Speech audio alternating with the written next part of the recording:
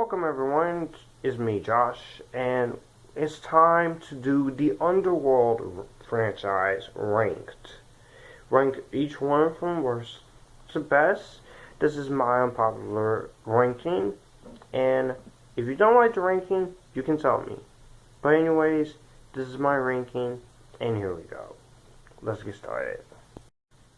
At number 5, we have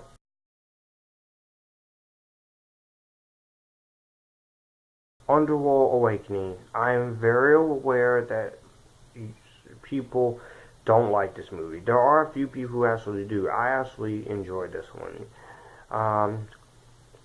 Yeah, it does gloss over what it was originally supposed to be about in the first couple minutes, but that's the only negative. That's the only thing I'm gonna give to people who hate this movie. That is it. But everything else I like. I like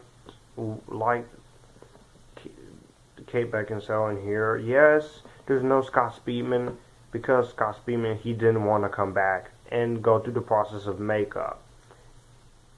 Granted, there's motion capture Scott Speedman, but I respect your choice fully because Evolution was the last time he would do this in this franchise. I liked Theo James, India Isley. I liked Michael Ealy. I like the action in this movie,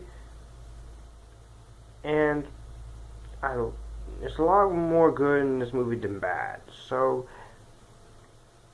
I don't really see what the problem is here.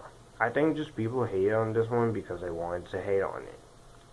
It's Underworld, and yeah, I don't know. It's their opinion though if they don't like it, but I respect them for it. Number 4 is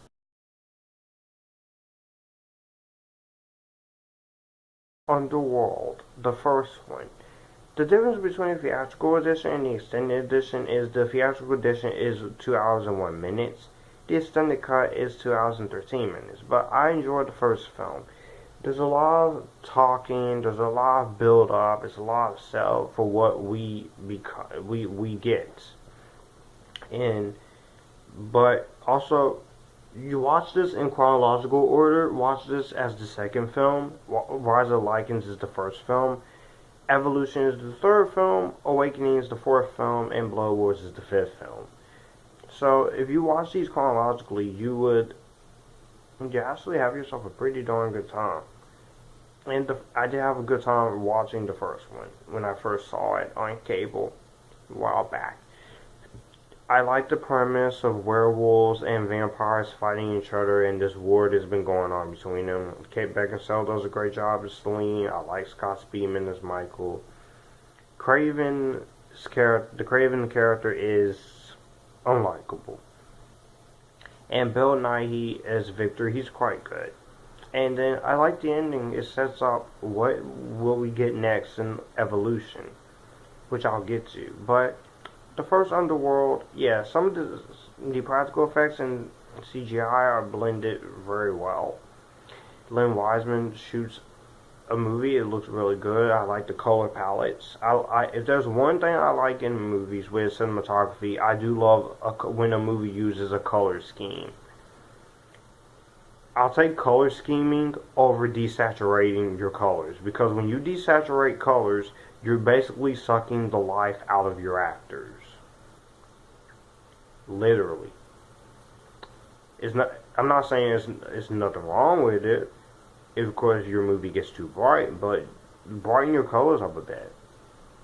Oh man, I am not prepared for the hate I'm about to get for putting Underworld Blood Wars at number 3.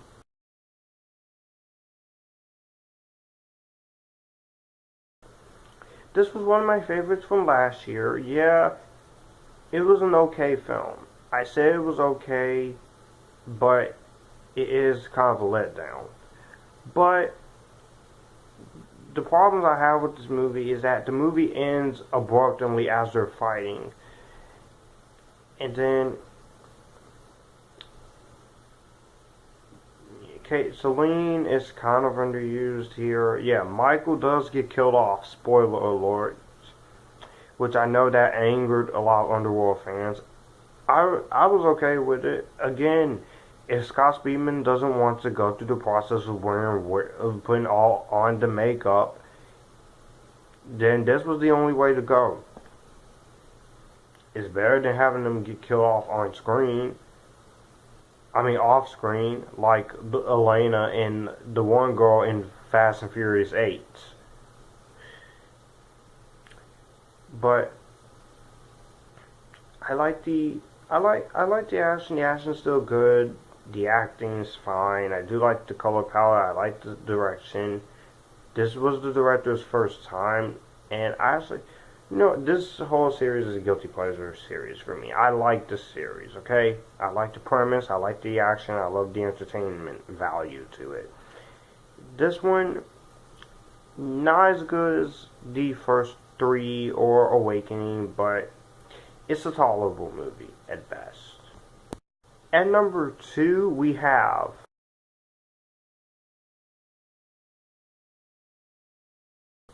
Underworld, Rise of the Lycans, which is the first film chronologically, but the third film theatrically to be released.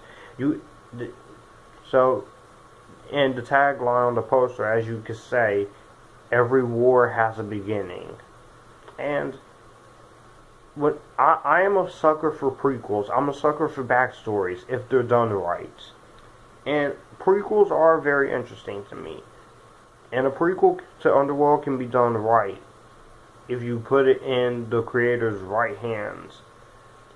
And a prequel, I don't mind a prequel if there's done right. Like The Hobbit, I didn't mind.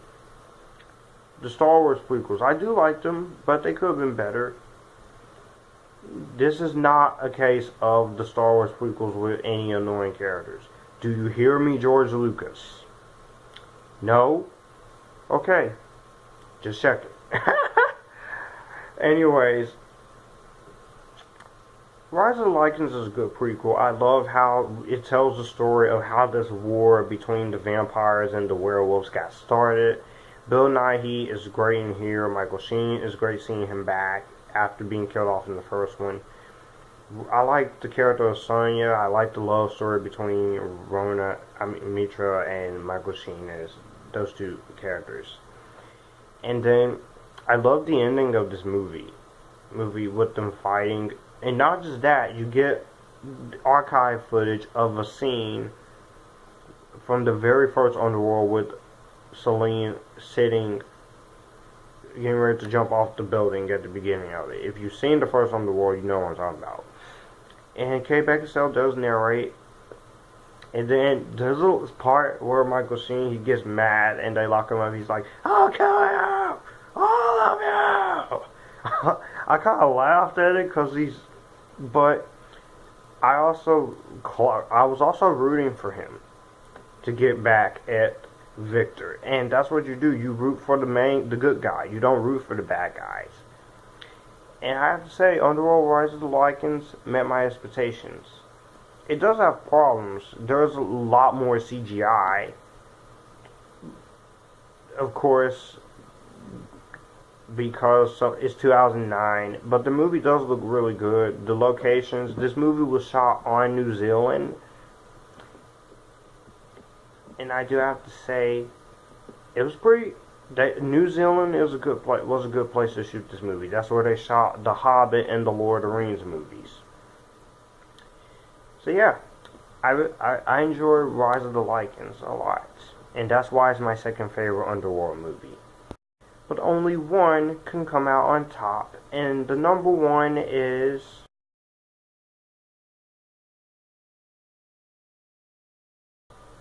Underworld Evolution. This is the second film, but it's literally the third film in chronological order, if you catch my drift. But Evolution, I thought it improved some things over the first film. It's not 2 hours long. It's an hour and 41 minutes. No, I wasn't bored by the runtime of the first Underworld. I just got a little bored in tiny little spots. But I understand it was set up and stuff, so they have to get everything.